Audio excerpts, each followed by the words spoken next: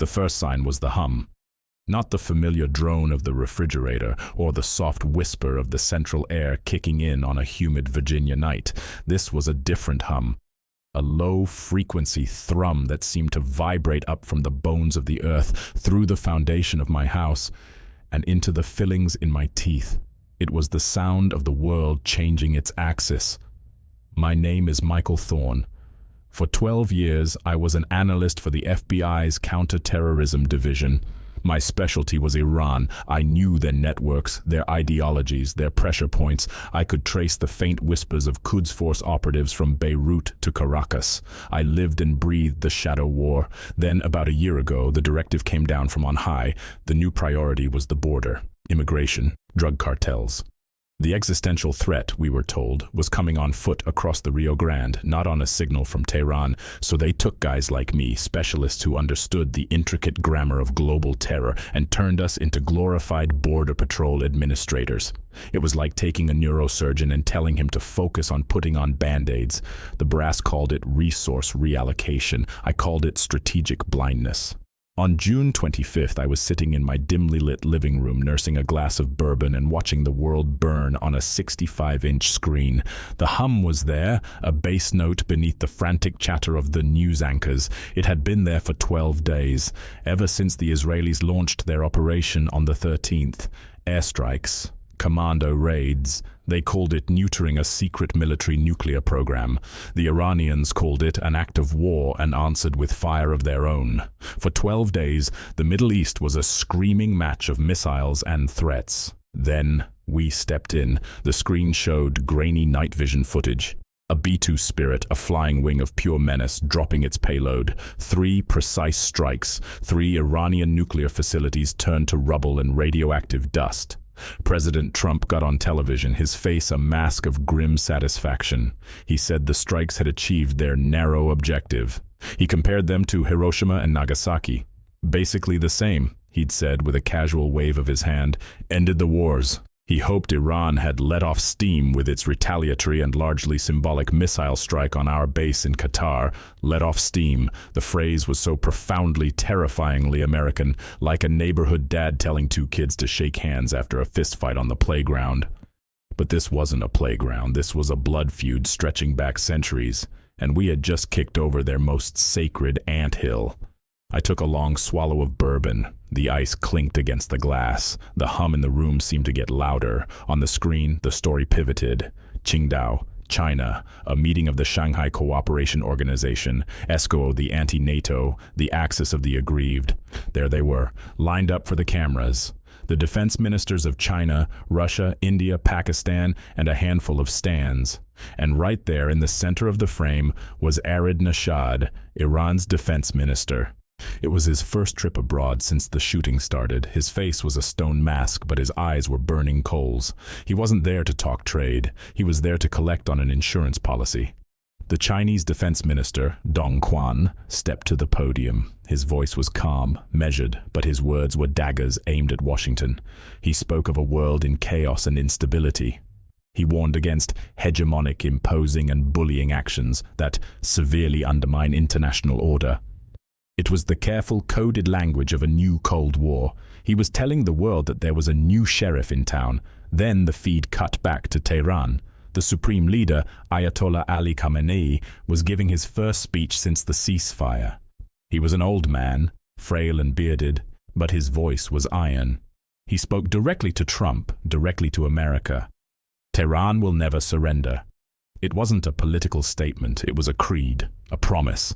He downplayed the damage from our airstrikes, calling them a failure. He praised Iran's victory over Israel. Then he delivered the line that made the hum in my bones turn into a high-pitched scream. He promised that any future attacks would be met with retaliation. A retaliation that would use every tool at its disposal. A retaliation that would be systematic and comprehensive. Every tool, systematic and comprehensive. In my world, those words were not rhetoric. They were doctrine. They meant proxies. They meant sleeper cells. They meant agents embedded in the West. They meant turning our own freedoms, our own open society, into a weapon against us. The war wasn't over. It had just gone quiet. It had gone underground. It was coming home. My phone rang. The screen flashed with a restricted number. It was the Bureau. "Thorne," I answered. "Pack your bags," the voice on the other end said. It was Assistant Director Carlson, my old boss, a man who saw the world in spreadsheets and flowcharts. "The border assignment is over. You're back on your old desk, effective immediately." "What happened to the imminent threat from the south?" I asked, unable to keep the sarcasm out of my voice. There was a pause. "The threat matrix has been recalibrated," Carlson said, his voice tight. "There's a DHS bulletin going out. Heightened threat of domestic terrorism. Get to Quantico. Briefing at 0800. He hung up. The threat matrix has been recalibrated. That meant someone in a windowless room had finally woken up and smelled the smoke, but I knew with a certainty that chilled me to the marrow that they were already too late. The fire had already been set. We were just starting to feel the heat. I finished my bourbon in one gulp, the burn in my throat a pale imitation of the firestorm that was coming. The hum was everywhere now. It was the sound of a promise being kept. Quantico felt like a ghost town. The hallways of the Hoover building, usually bustling with an energy that was part nervous, part predatory, were eerily quiet. It was the quiet of a place holding its breath. The briefing room was packed with familiar faces, ghosts from my old life. Analysts, field agents, specialists in everything from signals intelligence to human behavior. We were the watchers, the listeners, the ones who were supposed to see it coming, and we had all been sent away to count migrants while the real wolves gathered at the door. Carlson stood at the front of the room, a PowerPoint slide projected behind him. It was the DHS warning bulletin, a mess of bureaucratic jargon that boiled down to one simple, terrifying message. Be afraid. Be very afraid. "As of last night," Carlson began, his voice flat, "the intelligence community has assessed a significant and credible increase in threat activity directed at the homeland. This is a direct result of the recent U.S. military action in Iran." He clicked to the next slide. It showed a photo of Khamenei, his hand raised. The quote was highlighted in red: "Systematic and comprehensive retaliation." "We believe this is not a bluff," Carlson continued, his eyes scanning the room. "We have chatter, we have whispers. Nothing concrete yet, nothing actionable, but the volume is up, way up. It's like the whole network just woke up." A hand went up in the back. It was Dave Jensen, a veteran agent from the New York field office. "What kind of network are we talking about, Mark? Are we talking Hezbollah cells, or are we talking lone wolves inspired by online propaganda?" Carlson sighed. "That's the problem, Dave. We don't know. The old models don't seem to apply. The chatter isn't coming through the usual channels. It's different. It's quieter, more patient. The NSA is picking up fragments, encrypted whispers buried in online gaming platforms, in financial transactions, in the metadata of food delivery apps. It's everywhere and nowhere." He was describing a nightmare, a decentralized, ghost-like enemy that lived in the very fabric of our modern world. "How do you fight a shadow?" "Your job," Carlson said, his voice hardening, "is to find the signal in the noise. You are all reinstated to your previous counter-terrorism assignments. I want every source reactivated, every lead re-examined. I want you to go back through every cold case, every dismissed threat, every person of interest from the last 5 years who had any connection, no matter how tenuous, to Iran or its proxies. We missed something. I want to know what it was." The room was silent. We all knew what he was saying. We had been asleep at the switch, and now we had to play catch-up against an enemy who had been planning this for years. I spent the next week buried in a mountain of data, old files, new intelligence, a torrent of information that felt like trying to drink from a fire hose. I barely slept. I lived on stale coffee and the gnawing anxiety that we were looking for a needle in a haystack the size of a continent. My days were a blur of screens and reports. My nights were filled with the hum, which had now followed me from my home into the sterile confines of my office. It felt like the sound of 1,000 clocks ticking down to zero. My wife Sarah tried to be patient. She'd seen me like this before, consumed by a case. But this was different. There was a new kind of fear in my eyes, and she saw it. "Is it bad, Michael?" she asked one night as I stared blankly at a bowl of pasta she'd placed in front of me. I looked at her kind, worried face. I thought of our daughter Lily sleeping peacefully upstairs, her world still safe and small, protected by a thin veneer of normalcy that I knew was about to be torn to shreds. How could I explain it to her that the monster under the bed was real and it spoke Farsi and it had sworn a blood oath against us? It's just complicated, I said, the lie tasting like ash in my mouth. A lot of work to catch up on. She knew I was lying. She put her hand on mine. Her skin was warm. "Just be careful," she whispered. I started to focus on a particular type of file, the ones Carlson had called dismissed threats. These were the oddballs, the cases that didn't fit the pattern, the individuals who were flagged for suspicious activity, investigated and then cleared because there was no direct evidence linking them to a known terrorist group. They were written off as cranks, or small-time criminals, or just weirdos. But what if they weren't? What if they were exactly what Khamenei's new doctrine called for? The tools that were not weapons. The soldiers who did not look like soldiers.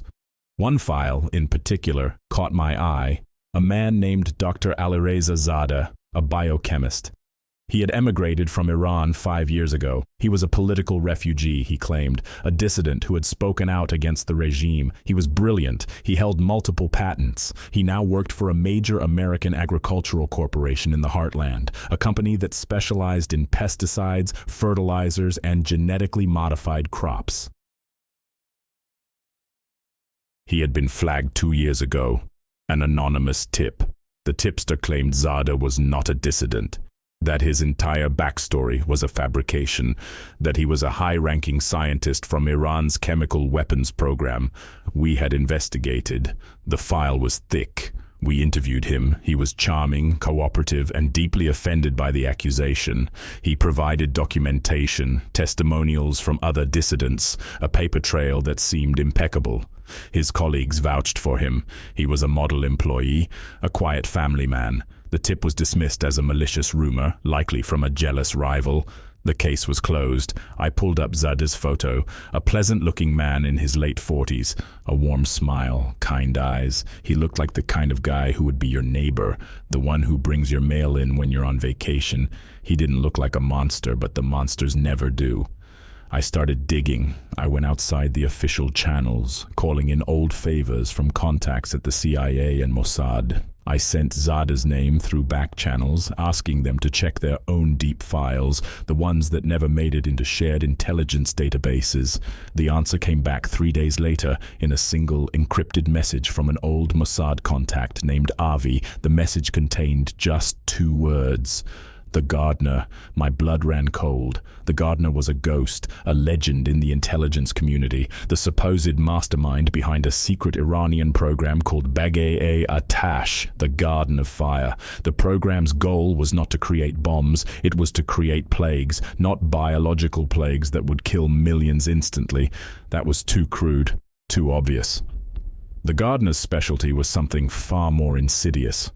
He designed crop blights, fungal infections, insect-borne diseases that could wipe out a nation's food supply slowly, quietly, over a period of years.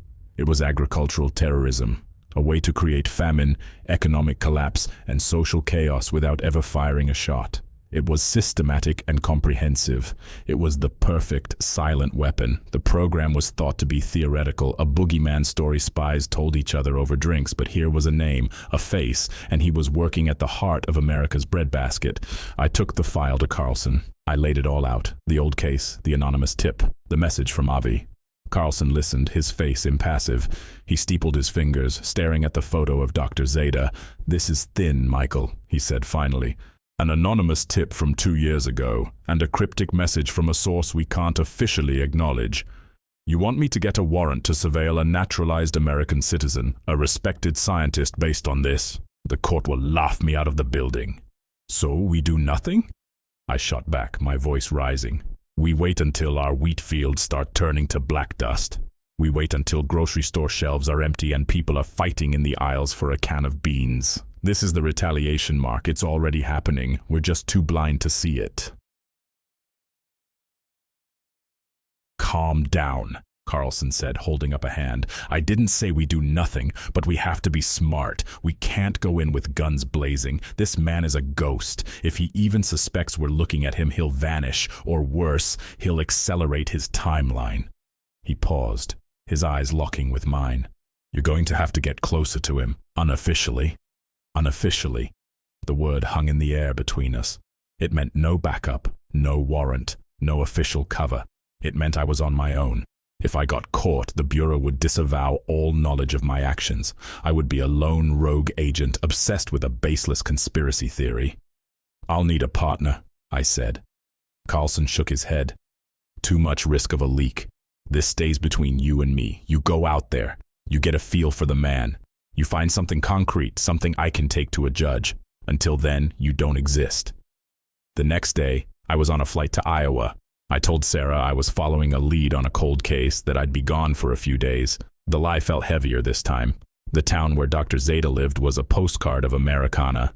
Rolling hills of corn, green and gold under a vast blue sky, neat houses with white picket fences, a main street that looked like it hadn't changed since the 1950s. It was the kind of place where people didn't lock their doors, the kind of place where a horror like the gardener could grow, unseen and undisturbed, like a cancer in the soil. I checked into a cheap motel on the edge of town and started my own surveillance. I rented a nondescript sedan and spent my days parked down the street from Zeta's office at the agricultural megacorporation, a sprawling campus of glass and steel that rose out of the cornfields like a futuristic fortress. I followed him home to his modest two-story house in a quiet suburban cul-de-sac. I watched him play catch with his son in the front yard. I watched him and his wife go for walks in the evening holding hands. He was perfect, too perfect. He drove the speed limit. He sorted his recycling. He smiled at his neighbors. It was a flawless performance. I needed to get inside his life. I needed to find the crack in the facade. I created a new identity for myself. I became Mark Peterson, a freelance agricultural journalist working on a story about innovation in the American heartland. I managed to get a brief interview with Zeta's boss, a bluff, hearty man named Frank who was bursting with corporate pride. I steered the conversation towards Zada. Alireza, Frank boomed. Best hire I ever made. The man's a genius. He's single-handedly revolutionized our pest-resistant corn strains. He's quiet, keeps to himself, but his mind, it's just on another level. A true asset to the company and the country. A true asset. The words made my skin crawl.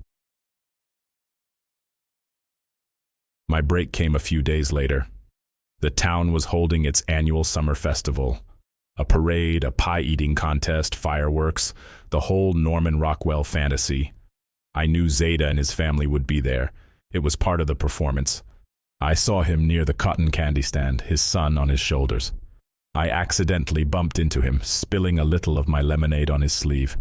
Oh my gosh, I am so sorry, I said, my voice full of clumsy apology. Let me get you a napkin. He turned, and for the first time, I was looking into the eyes of the gardener. They were exactly as they were in the photo, warm, kind. But as they looked at me, just for a fraction of a second, I saw something else flicker in their depths, a flicker of cold, analytical assessment. He wasn't seeing a clumsy stranger. He was seeing a variable, an anomaly in his carefully controlled environment. It is quite all right, he said, his English precise and faintly accented. No harm done. He smiled that perfect, disarming smile. Mark Peterson, I said, extending a hand.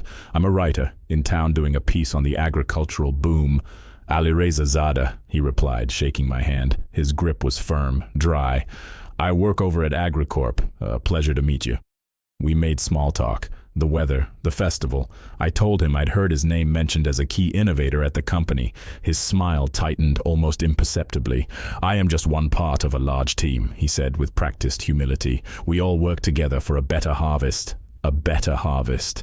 I had to force myself not to flinch. I had planted the seed. Now I had to wait for it to grow. I knew he would be curious about me. He would run my name, my credentials. My fake identity was solid, but it wouldn't stand up to the kind of scrutiny an operative of his level could bring to bear. I was banking on his arrogance, his belief that he was invisible. That night, back in my motel room, the hum was so loud it felt like the walls were about to shake apart. I felt like I was at the epicenter of an earthquake that no one else could feel. I was alone, unarmed, hunting the most dangerous man I had ever encountered, and my only weapon was a lie. The next move had to be mine. I needed to get inside his house. I spent the next 2 days watching his routine. I learned that on Wednesday afternoons, his wife took their son to a piano lesson across town. It gave them a window of about 90 minutes where the house was empty. Zeta himself always stayed at the office until at least 6. It was a huge risk. If I was caught, it was all over. I would be arrested for breaking and entering, and my real identity would be exposed. Zaid would know he was compromised, he would disappear, and whatever plague he was cooking up would be unleashed. But I had no choice. I had to find something concrete, something real. On Wednesday, I parked my car 2 blocks away and walked to his house, my heart pounding a frantic rhythm against my ribs. I wore a cheap blue work shirt with a fake plumbing company logo on it. I carried a toolbox. It was a flimsy disguise, but it might be enough to deflect a casual glance from a neighbor. The street was quiet. A dog barked in the distance. The air was thick with the smell of cut grass and impending rain. I walked up his driveway, my footsteps echoing in the silence. I went around to the back of the house. A small kitchen window was partially open. It was a mistake, a tiny crack in his perfect armor, the kind of mistake a man makes when he feels completely, utterly safe. I slid the window open, hoisted myself up, and dropped silently onto the tiled floor of his kitchen. The house was immaculate, spotless. Everything was in its place. It felt less like a home and more like a stage set. I moved quickly, my senses on high alert. I wasn't sure what I was looking for. A hidden lab? A secret computer? I went to his study. It was a normal home office. A desk, a computer, shelves filled with books on biochemistry and agriculture. I turned on his computer. It was password protected, of course. I didn't have time to try and crack it. I searched his desk. Nothing. Just bills, family photos, office supplies. I ran my hands under the drawers, along the back of the desk. No hidden compartments. I was running out of time. My heart was hammering. The hum was in my ears, a deafening roar. Then I saw it. On the bookshelf, tucked behind a row of thick scientific textbooks, was a small, leather-bound book. It looked like a diary. It had no title. It was completely out of place among the modern textbooks. I pulled it out. The leather was old and worn. I opened it. The pages were filled with elegant handwritten Farsi. I couldn't read it, but I could see what was drawn on the pages. They were not words. They were complex chemical formulas, molecular diagrams, and next to them, chillingly, were detailed drawings of plants, cornstalks, wheat shafts, soybeans, but they were drawn in a state of decay, covered in black spots, wilting, dying. This was it. This was his work. His garden of fire, not hidden in a secret lab, but right here, in plain sight, disguised as an old book. I took out my phone and quickly photographed every single page. My hands were shaking. I could hear a car coming down the street. I shoved the book back into its hiding place, my movements frantic. I had to get out, now. I ran back to the kitchen, but just as I reached the window, I heard the front door unlock. My blood turned to ice. It was Zeta. He was home early. There was nowhere to run, nowhere to hide. I was trapped. I heard his footsteps in the hallway. He was humming a little tune, a Persian folk song. It was a cheerful, lilting melody that sounded like the music of death. I flattened myself against the wall behind the kitchen door, my breath held tight in my chest. My mind raced.